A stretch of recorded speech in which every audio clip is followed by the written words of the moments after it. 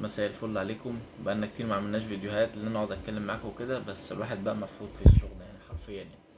المهم، في بقى موضوع عايز اتكلم فيه كده يعني سريعا عشان برضو قبل ما حد يخش.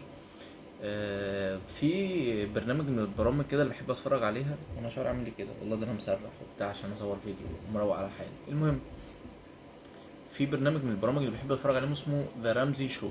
ذا رامزي شو ده حد كده بيتكلم عن الثقافة المالية وازاي اللي انت تسد الديون اللي عليك، وازاي اللي انت ما تندركش او تنسحب، اللي هو تنجذب يعني بمعنى صح، او تتشد للي هي بقى الديون والكريدت كارد والبيرسونال لونز والحاجات دي. لان معظم الناس اللي هم الاجانب اللي احنا بنقول عليهم اجانب اللي هم الامريكان بالخصوص يعني، الناس دي هم بيعيشوا حياتهم بيشتروا اي حاجه هم نفسهم فيها ومش عارف ايه، بس مع ذلك بيعانوا. وفي عرب كتير مثلا لما بيجي يسافروا بيروحوا بينجحوا لان هم بيعرفوا ازاي يتعاملوا مع المال، وازاي يعني يوفروا ويقتصدوا. يعني مش كل حاجه نفسي فيها اشتريها، هو ما عندوش كده. هو عنده اللي هو اي حاجه نفسي فيها اشتريها، اشتري عربيه، اشتري بيت، اشتري كل حاجه. فيجي يلاقي نفسه في اخر الشهر عليه فلوس كتير جدا، فهكذا. فبيبدا بقى يعمل كريدت كارد هنا، وكريدت كارد في البنك ده، وكريدت كارد في البنك ده. ف... فبيفضلوا بقى طول عمرهم في نفس السايكل. يجي مثلا ما يقدرش ياخد خطوة اللي هو يطلع بره الوظيفة او يعمل حاجة لنفسه. فمعظم الامريكان او معظم الاجانب يعني بيندرجوا تحت هذه الفئة اللي هم عايشين في بلدهم. انما في امريكان طبعا بره زي مثلا في الدول الخليج عامة، بيبقى ما شاء الله بيبقى مرتباتهم حاجة خيالية يعني. بس مش ده اللي انا عايز اتكلم فيه بعد كل اللي كده. اللي انا عايز اتكلم فيه بقى من اغرب ما سمعت من المداخلات التليفونيه معاه. واحد بيقول له انا بعمل ملايين يعني في الشهر، ملايين الدولارات، مش ملايين مثلا الجنيهات ولا اي عمله تانية يعني. بس بيقول له انا مش قادر اتاقلم مثلا ان انا ما عنديش صحاب، يعني انا ما عنديش حد مثلا بيقرب مني اللي هو بيحبني انا. انا اي حد بيقرب مني بيبقى عايز مني مصلحه، بيبقى بيقرب مني عشان بيزنس، بيقرب مني عشان فلوسي. فانا اضطريت ان انا اجيب حد يبقى صاحبي وادفع له. يعني انتوا متخيلين وصلت لايه؟ يعني ان هو بيجيب حد يدفع له مرتب شهري، بيدفع له 200 الف دولار تقريبا، مش عارف في السنه او في الشهر ايا كان يعني.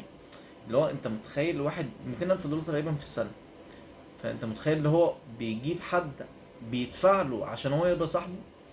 فده يثبت لك ويأكد لك ان الفلوس مش كل حاجه. طبعا الفلوس بالنسبه للناس اللي هو اللي شبه كده، شبه حالاتي وكل الناس بتتفرج عليا شبه حالاتي برضو، فقرا يعني. مش عايز اذلكوا ولا حاجه، بس انت فقير، يلا انت فقير، انت فقير يا بت. آه احنا فقرا يعني عامه.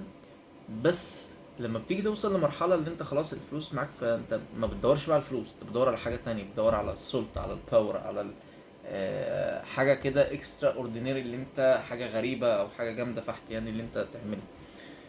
فدي كانت من اكتر الحاجات اللي ثبتت لي ان فعلا الفلوس مش كل حاجه. هو اي نعم اشترى صاحبه او اشترى صاحب بفلوس، بس هو اكيد عمره ما يبقى صاحب اللي هو اللي انت اللي هو صاحبك اللي هو ببلاش ده، اللي هو بيبقى معاك على القهوه على طول ده. فانتوا عارفين انتوا النوعيه دي من الصحاب. فهي الفلوس مهمه وكل حاجه، وكلنا طبعا متغربين وبنسعى للفلوس وعايزين نبقى اغنياء وكده. بس في حاجات كده بتثبت لك في الحياه الفلوس مش كل حاجه. فلوس يقول لك وسيله وليست غايه. فهي وسيله اللي انت تجيب بيها في تليفون كويس، تجيب بيها سياره كويسه، تجيب بيها لبس كويس، تجيب بيها اكل كويس. بس بس لما بتوصل لمرحلة ما بتتأكد ان الفلوس مش كل حاجة. وساعات الفلوس على فكرة بتعجز عن اللي هي تعمل لك حاجة. يعني انا اتعاملت مع ناس ما شاء الله الله اكبر يعني معاهم فلوس يعني فوق ما تتخيل. بس الناس دي مثلا ما كانتش قادرة اللي هي تشتري مثلا صحتها، او قادرة اللي هي مثلا تعالج نفسها.